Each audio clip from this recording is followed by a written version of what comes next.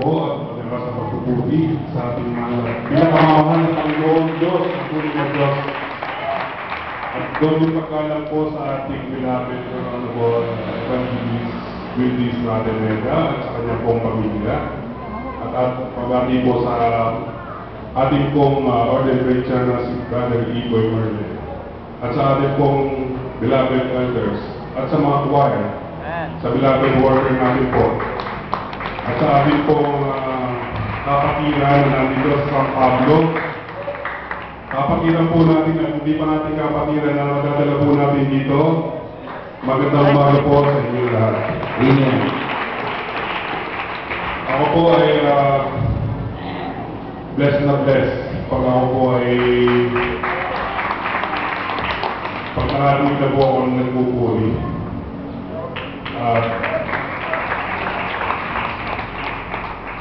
Solid song and joyful. Dati po ang pinakikinggan ko, Metallica, Rockstar, hip-hop. Blessed po ako. Nakademonyoan. Pero ngayon po, wala po ako sinasayang na panahon. Kung saan po ako lugar nandun, so naman po kung may kasama ako, nagpupuri po ako mag-iba.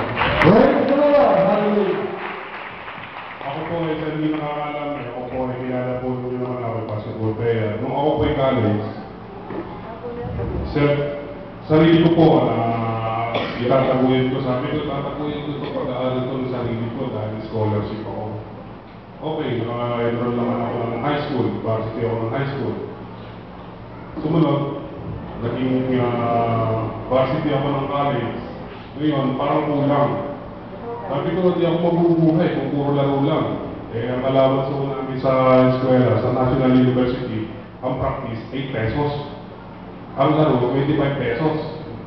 Eh, sabi ko, turon lang eh. Pagkasubo ko lang turon, pagbaba ng dyan, turon na. Sabi ko, ano kayong paraan? Ngayon, naglalaro po ako ng ligang labas. Pinakilala po ako ng isang tao dito sa Las Piñas. Sabi, pabayaran kita, 1.5. Ay, 1.5 po ng 1986. Eh, napakalaki na. Mga ginamahal, ako po yung nakasumbong ng isang hindi po kabutihan. Ito po kung nasasamahan. Nakasumbong po ako ng isang tao, nagpapera na ko na kung gusto mo magkapera, magtawid ka naman ng drugs. Sabi ko, hindi ba delikado yan? Hindi. Player kayo eh, gamitin mo. Gamitin mo yung pagka-player mo. Pag nakita ka ng polis, sasabihin sa'yo, o saan ang laro? Dyan lang ko. Pero hindi nila alam, may dala ako drug. Tapos sabi ko, okay yun. Magkakapera ko dito, easy lang namin. Noong 80s po, makakahawak ako ng milyon na pera na hindi ko po naman pinagirapan. Sabi ko, nakakahawak ko ng pera. Dali ko namang mga kapatid na Pilipino na nalululong naman sa drugs.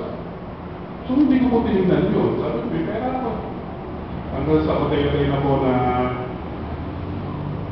napapaisip po ako dahil siyempre po, ako may nasa eskwela, naglalaro na po ako. Sabi ko, gusto kong baguhin yung sarili ko. Baka dito sa tabahong ito, pwede na mamatayin ng instant. Sabi ko, tumangin na po ako. Mga isang taon, 2 taon po, tumangin na ako.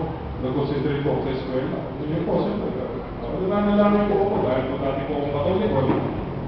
Nanalangin po ako, mahalapag po ako. Kung ako po yung may negosyo nito, huwag po ako yung huligin. Sabi, mali. Hindi naman umuwi sa akin. Yung Diyos ito. Yung tao. Ang mga pulis. Wala ako sa tinuan. Sabi ko, tigil na ako.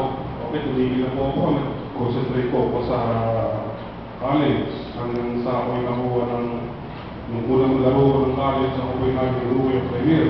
Medyo po lumaki po ang ulo ko dahil yung Rookie of the Year po, yung pinupukan ng mga pag-uurong player, nagsisimula ng college basketball. Para po pagdating po ng amateur league, meron akong presyo sa... So, nakuha ko po yun. Sabi ko, Ito naman, mga minamahal, sabi ko, tumigil na ako sa drugs. Ito, Video mo, video mo. naglaro naman ako sa isang bigyan na naman, nakasumpong na naman ako. Anak ko, costume. Ano ba ito? Walang katapusan. Nagkanarami ko naman ako. Sabi ko lang iya, magsimula ng drugs, bakal naman. Sabi ko, hindi tatagal buhay ko dito.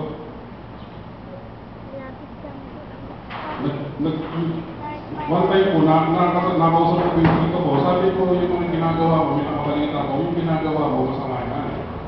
Mapapakama ka yan. Hanggang kasi pinasok po ako sa Catholic Youth Movement, dito sa Loreto sa Manila, 3 beses. Sabi ko, well, hindi ko nasumpungan. Hindi ko naramdaman na magbabago ako. So paglabas ko ng Catholic Youth Movement, sabi ko, ito na naman. Ganun pa rin eh. Papalik-palik po eh. So, yung po ang Diyos na pinagdalingin ko ako dati, ay hindi totoo. Dahil po yung reward ko. Sabi ko, hanggang sa nung nagpapalat po ako ng PBA, sabi ko, papalat po ako ng PBA. One time po na naglilipat ko sa chat, naglilipat po ako ng channel, ako natutulog na. Nakita ko po yung Jesus Miracle Crusade.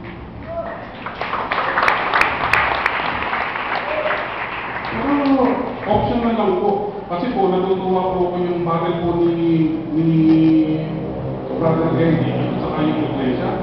Hinahanap ko po yun. Sabi ko, wala. Nasuko ko po, Jesus Miracle Crusade. Praise the Lord. Grabe itong pastor na ito.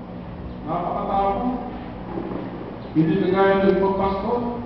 Sila nag-aaway. Eh si Brother ang mga pastor po natin ay puro Word of God. Hindi po siya nag-aaway. Amen. Hanggang sa sabi ko po nagtagkalan na po ng PBA, i-ignore ka pa rin po dahil patuloy po ako eh. Mga minamahal, kung naglalaro po ako guys, kasunod-sunod po siya busy. Nalimutan ko po manalangin. Kasi kung blessing na ako, ba't ako mananalangin, ano? One time po, binigyan po ako ng karamdaman. Na naglalaro po ako, bumagsak po ako. Yung tuhod ko po nag-twist. Pero bumalik po. Kapagang po ng Panginoon, dahil wala pa po ako sa Disney Miracle, pinangalaga po pala ako. Fracture lang po yun ang tamo ko. 2 headline fracture sa tuhod. So sabi ko, ako pala eh.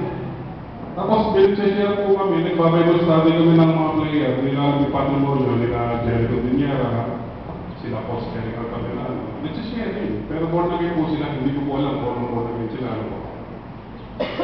Doon po medyo unti-unti na akong lumalayo sa bishop. Hanggang sa Yossi ko po, dire-diretso, high school pa lang po. Yossi na ako. Ito na, nung umiinit na ako sa basketball, nawala po ako sa drug, nawala na po ako sa kanran. Eh, babae naman. Alam niyo, nakakapagod. So, siyempre po, may pera. Kaya po, kung ano gusto natin gawin, magagawa natin. Pero mali po pala. Mali po pala. Praise the Lord. Napakalaking po bagay ng manalangin. Ang pinagdadasal ko po, ipinananalangin, isa totoong tunay na buhay na Diyos. Nakakasal ko ng pakiramdam. Sabi ko, hindi pa naman ako nagbabawas mo, pero nagsasira na ako ng born again, pero hindi pa po sa Jesus nila. Alam po, pero naman po. One time po na sobra na yung pambabae ko, nag-iwalay na po kami ng asawa ko. Iniwan ko na po siya sa Amerika. Umuwi na po ako dito. Sabi ko, wala mangyayari sa atin. Sabi ko, hindi na bababae. May pera, bababae ka. Ako naman ay ginuloko. Mag-iwalay na tayo. Sabi ko, pagsubok na to.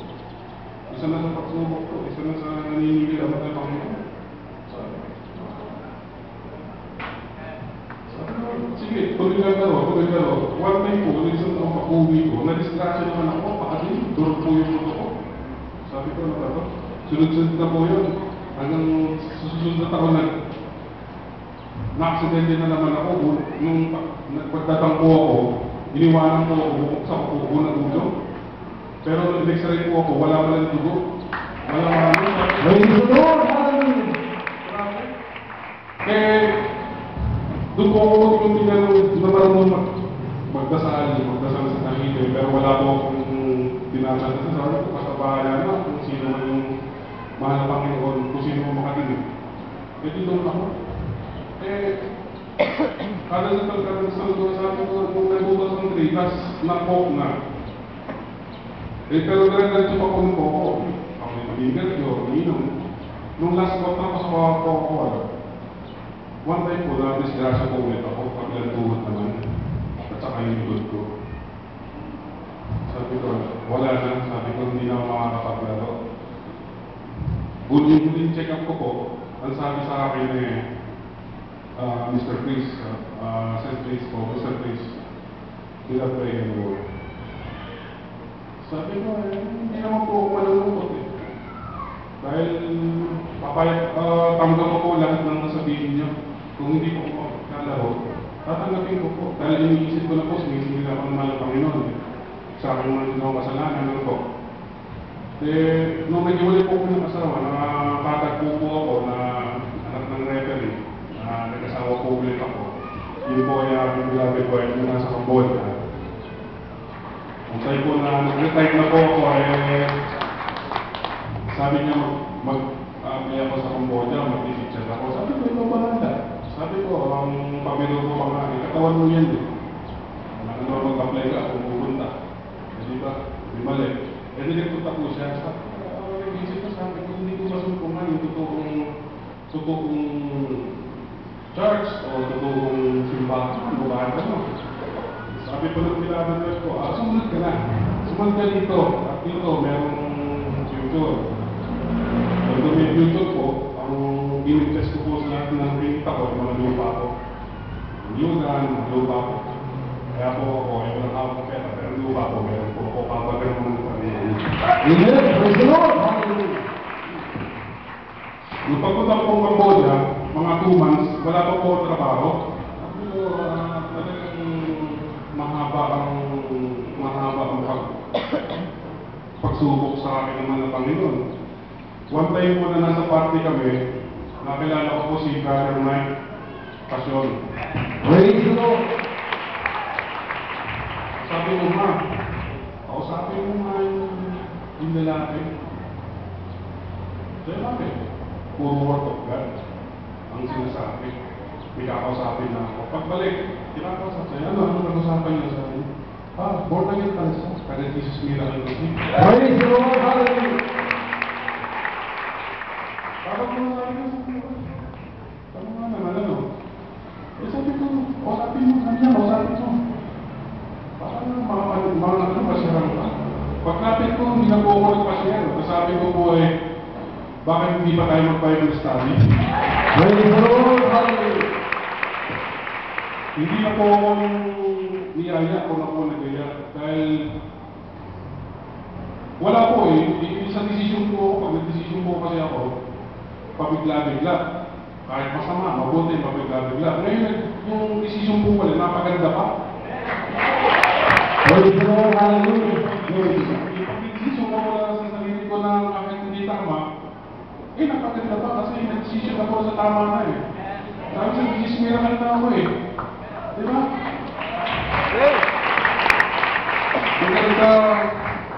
Nagpapaybus study po kami, 4 lang po kami. Mag-asawa po nila, kami mag-asawa. Sabi ko, napakaganda naman ang explanation ng pag-relate sa tao ng Word of God. Sabi ko, maliwanag. Sabi ko, dito may rada. Sabi ko, nung sabi ko, may Bible study tayo, Wednesday. Kakatagal po ng mga Panginoon, hindi na po ako na po nagtatanong kung kailan ng Bible study. Praise the Lord! Hallelujah! Mas excited ako sa kanya, kasi po bilis ng Bible study. Sige, Bible study. Sabi ko, parang may kulang. Sabi, Brother Mike, Brother Luis, talagang kulang. Magpabautismo ka. Magpabautismo para magkaroon ka ng pisipul. Amen. Ako po yung nagpabautismo sa Cambodia. Kami lang po dalawang mag-asawa. Kayo sa maliit na swimming pool. Sabi ko, kung may dudugog dyan. Sabi ko, eh, sakto po naman. Dahil maliit ako sa swimming pool, ako yung nabautismo na sabi ko. Sabi ko, hindi ko pa nararamdaman sa buong buhay ko. Pakaramdam naman ako. Amen. Hallelujah. Praise the Lord. Napakabuti po ito. Right. Kaya ko ito, hindi sila na totoong buhay mo. Napalang po ng Panginoon, hindi ko po ako nakontinto. Nagpabotis mo po yung mga kapatiran natin, nagpabotis mo po ako. Para kakasigurat ko nga sa Diyos nila at ang Praise the Lord. Hallelujah. One time po, na-invite po na, sabi ko, alam mo ito, parang, sabi ko, kumuha na ng picture sa Pilipinas. Sabi ko, sige, tatawagan natin si Brother Diboy. Tawagan po ng Panginoon, dalawa pang picture ang pinadala. Amen. Praise the Lord. Hallelujah. Kaya ako proud, kasi po, nag-iisa po kami sa apat, ngayon po, kulang na po kami ng 30, may 7 months lang po kami. Praise the Lord. Hallelujah. Talaga napakabuti po naman ang Panginoon.